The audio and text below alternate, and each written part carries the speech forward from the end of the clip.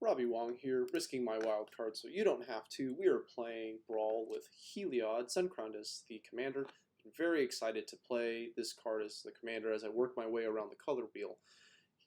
This card is indestructible as long as your devotion to white is less than 5. Heliod isn't a creature. Whenever you gain life, put a +1/+1 counter on target creature or enchantment you control. Has an activated ability of 1 and a white, and another target creature gains lifelink until end of turn. So, we are a white weenie deck. We are aggro slanted. We have these early plays, some of which also double as removal. Giant Killer and Law-Rune Enforcer have a place in the removal pile. Then we have not one drop creatures that help with the aggro plan. Notice that we are very heavily slanted towards lifelink. The fact that we can guarantee turn 3 Heliod means that if these guys have lifelink turn 1, turn 2, we're going to get 1 or 2 or maybe even 3 activations depending on what we drew. So with those activations, we are doubling, tripling, or not tripling on turn 3, doubling the power we have in play there, and it pushes for a lot of damage. We have a lot of removal here. This might be too many since we have some creatures like Giant Killer and Law-Rune Enforcer stops a creature. This is supposed to be in this pile too. And we have Bounty Agent, which is really good against the commanders that are legendary. We have a bunch of Anthem effects: Unbreakable Formation, Warded Battlement, Glorious Anthem, Heraldic Banner, Silver Flame Ritual. This isn't a pure Anthem, but if we're playing it on curve for White Weenie, it basically gives everything in play, +1/+1. These cards give us play against sweepers. Not so sure about Idol of Endurance, although I'm pretty sure that's because I had a bad draft experience drafting this and thinking it was going to be good. I was wrong. We have some grindy cards here. The more I play with Basri in here, the more I want him to do more. And Dawn of Hope doesn't impact the board. A Johnny can make a creature, and Gideon is himself a creature, so...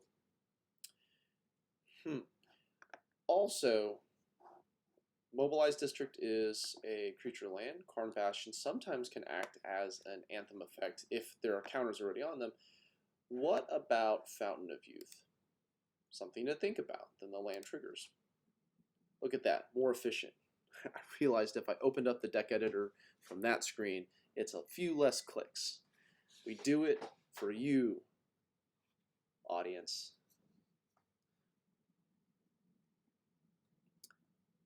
So this deck is similar to Mono Red in that we want early game. We want to fill out the curve. 1, 2, 3. No ramp here.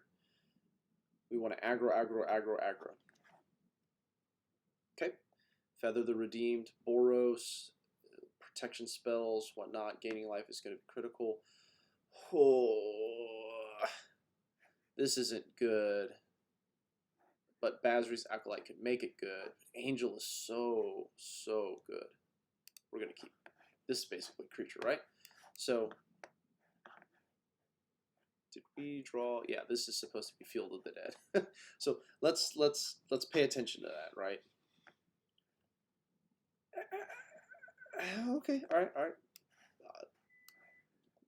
Yeah, that's a fantastic card.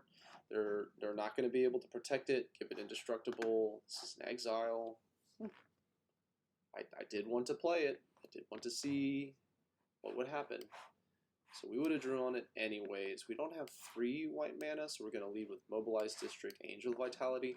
Next turn is Basri's Acolyte, and start getting some counters on here, which if they don't answer, Grateful Apparition is going to mean our guys are going to get big pretty quick. Then we Heliod.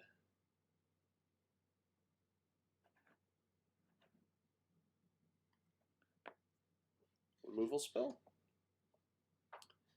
If removal spell, then cast. Oh ho! This is great against Feather. I had not considered. Okay, so we're going to Basri. We're going to pump the team. And we're going to just swing with Angel of Vitality. 0 out of mana. If they have one of the things about playing with Feather is always looking for the 1 white mana. The 1 or 2 white mana. Do they have it up? Okay. Pretty good situation here. We really want to draw a removal spell. Have it. No blocks. This can go down to a 3/3. Okay, so we can play a 5/5. We can make this a 3/3, which I don't think we will. And we can play Heliod and get some lifelink going. What was that? Wow, good spell. Okay. Wow, just going for it. Well, Angel of Vitality is confirmed smaller. Now they get those cards back, so we are.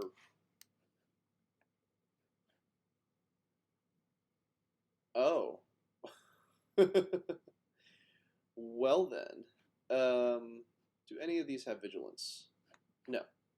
Okay, so let's save this. We're going to use this.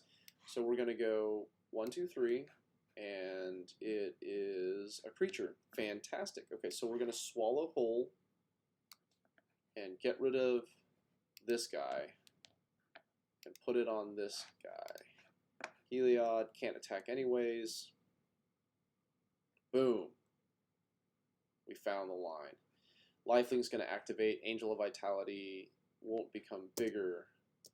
I do think that we protect our Grateful Apparition. Although some merit to putting it on Basri's Acolyte. We also missed an opportunity to play Stonecoil Serpent for 1 and get this going. But if they ever replay, I think Stonecoil Serpent would be better served as a bigger creature. So I think I'm going to, yeah. Well, they're in a hot mess. Having not played with Ravnica at War in any format, doing anything, and and maybe it's because I started playing Niv and Brawl in front of a bunch of people. This card, I want to learn more about it. I want to learn if it's a trash rare or if this is a niche opportunity, because anybody who isn't playing a monocolor deck is going to have multiple colors. So 4 mana, exile, multicolored permanent. The floor seems good. Well, this was Robbie Wong. Thanks for watching, and please make sure to like, share, and subscribe.